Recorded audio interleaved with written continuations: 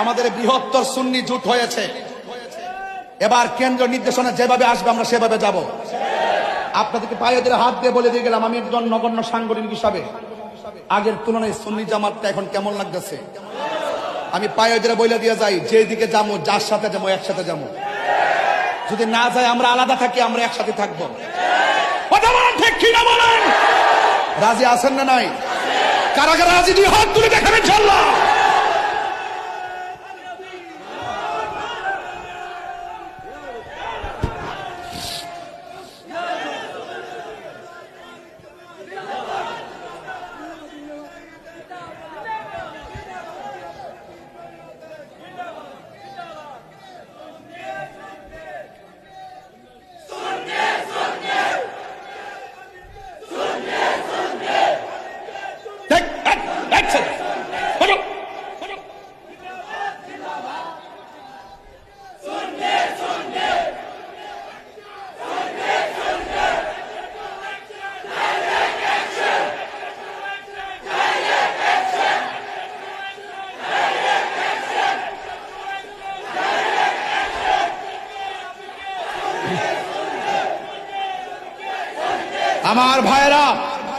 আমার ভাইয়েরা নীরব অনেক থেকেছি,